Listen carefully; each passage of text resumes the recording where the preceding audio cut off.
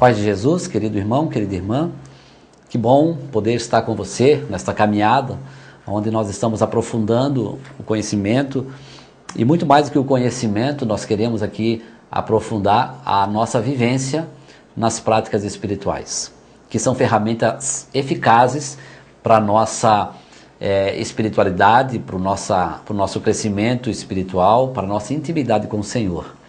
Nós estamos falando sobre a prática espiritual do jejum. Na aula passada nós vimos alguns pontos aonde o jejum ele é incentivado na palavra de Deus, e também vimos algumas passagens do catecismo aonde a igreja nos aconselha, nos orienta a vivenciarmos esta prática espiritual tão importante. Vimos também que o jejum deve estar associado à oração, à prática da esmola, e não deve ser feito nenhuma prática espiritual, o jejum, portanto, também não deve ser feito apenas como devocionalismo, mas para a nossa própria conversão. Irmãos, como toda prática espiritual, quando nós resolvemos exercê-la, ela nos faz chegar próximos de Deus. Portanto, existem aqui benefícios que nós recebemos em nossa vida, em nossa alma, em nosso corpo. E eu quero então abordar esse aspecto aqui, do benefício de se praticar o jejum. Quero citar Santo Agostinho, que reconhece o valor espiritual e moral do jejum.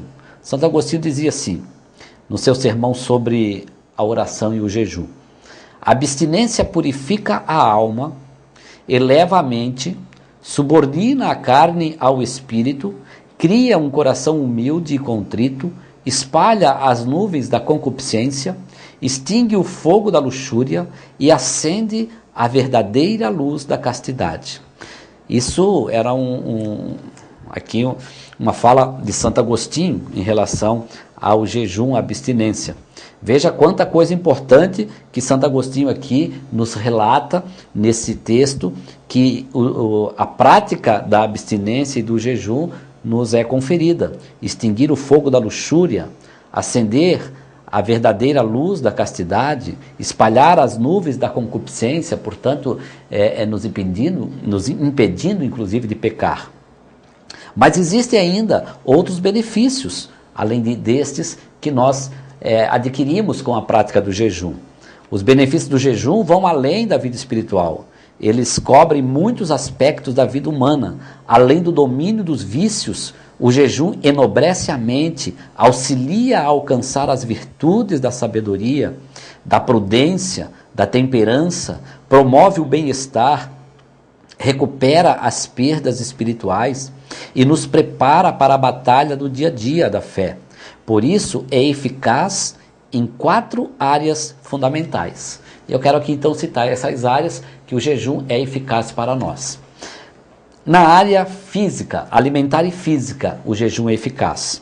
Então, nesta área, o jejum disciplina a forma desordenada e irregular de comer, e o mau hábito de beliscar entre as refeições, de fumar, de tomar café, de chás, doces. O jejum nos disciplina nessas questões. Ele elimina o reprovável desperdício e ensina a conhecer o valor nutritivo dos alimentos. Também, nessa área alimentar e física, ele torna o nosso corpo mais saudável, por incrível que pareça. O jejum torna o nosso corpo mais saudável através do bom funcionamento do sistema digestivo e possibilita aumento da expectativa de vida. Veja então, irmãos, que o ato de jejuar não nos causa problemas físicos, ao contrário, ele desintoxica o nosso organismo e, inclusive, nos confere aqui expectativa de vida elevada. Outro aspecto de benefício do jejum é na área mental e psicológica. Nesta área, o jejum mantém a mente descansada, mais aberta e sensível às coisas espirituais, atividades e a criatividade intelectual em diversas áreas. Aumenta a estabilidade mental e psicológica através do domínio das emoções, torna o corpo leve, ativo e inacessível. A história demonstra que os filósofos pagãos na Grécia Antiga, eles jejuavam antes de fazerem as suas as suas retóricas quando eles precisavam participar lá dos concursos de oratórias, etc. Eles jejuavam para ter mais êxito naquilo que eles iriam fazer. A parte também moral e religiosa. Nesse contexto moral e religioso, o jejum, a prática do jejum supera as dependências e apegos às coisas materiais supérfluas e amplia a consciência do ser. Ele fortalece a vontade, renova a força moral e consolida os verdadeiros valores da fé. Estimula a partilha com generosidade e abre o nosso coração à caridade. O jejum traz o domínio sobre a presunção, a indolência espiritual e moral e intensifica a genuína piedade. E na vida da fé, na vida de fé, o jejum prepara uma intensa participação nos mistérios da fé, nos sacramentos, em particular, da penitência ou confissão da Eucaristia. E o jejum produz em nós, veja que interessante, meus irmãos, esses efeitos do jejum na nossa vida de fé. O jejum produz maior qualidade de vida interior, vida na graça e união íntima, real, natural, pessoal e constante em Deus. Ele produz também, a prática do jejum também produz em nós a docilidade e abertura às inspirações do Espírito Santo, produz um maior silêncio, busca de meditação, confiança e disposição para a adoração, nos remete então à prática da adoração, maior disponibilidade para servir, para a missão e para o próximo. O jejum então nos abre o nosso entendimento da missão e nos dá mais condições para que a nossa missão seja eficaz, porque ele nos abre os nossos olhares para que a nossa missão também atinja os nossos irmãos, o que está mais próximo. O jejum, ele gera libertação a partir da renúncia à gula, luxúria, preguiça e demais pecados capitais. É uma poderosa arma contra as tentações do inimigo.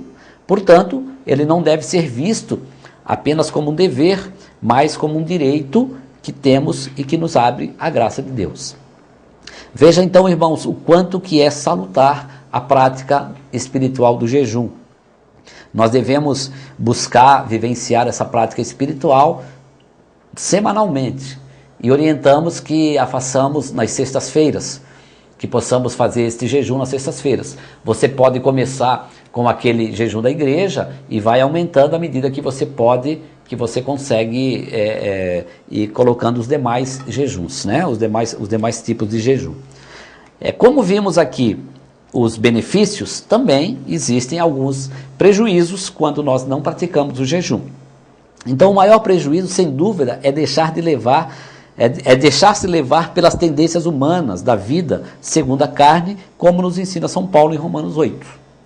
Não se trata de viver o dualismo corpo e espírito, muito enfatizado na Idade Média, que via o corpo, que via como mal e pecaminoso tudo que se relacionava ao corpo. Isso, de fato, é um exagero e não corresponde à doutrina cristã. Deus criou-nos também o corpo e viu que tudo era bom. Então, na verdade, quando nós não praticamos o jejum, não é um pecado, mas nós deixamos de angariar, de adquirir todos esses benefícios que nós recebemos. E a nossa missão, ela é prejudicada pela falta dessa prática espiritual.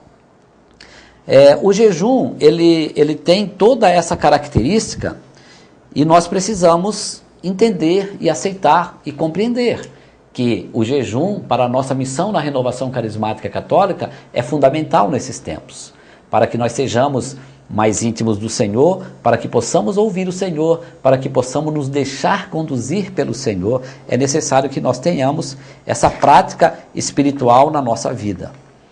Quero aqui, para encerrar, dar alguns conselhos e dizer na questão do jejum. As pessoas que têm algum problema físico, alguma orientação médica, essas pessoas não devem praticar o jejum. Quando nós temos alguma doença, alguma situação em que nós estamos passando e que o médico não recomenda, estão dispensados do jejum. A igreja obriga ao jejum quem tem mais de 14 anos e até os 60 anos completados. Também as pessoas que estão fora dessa faixa etária também estão dispensadas do jejum. Mas todos nós que estamos dentro dessa faixa etária, que não temos problema de saúde, somos chamados a praticar essa bênção que é o jejum, que é a prática espiritual do jejum. Assim, meus irmãos, nós vamos nos deixar conduzir mais pelo Espírito Santo, assim nós vamos ser mais eficientes na nossa missão e o nosso espírito vai estar mais sensível à voz do Espírito Santo.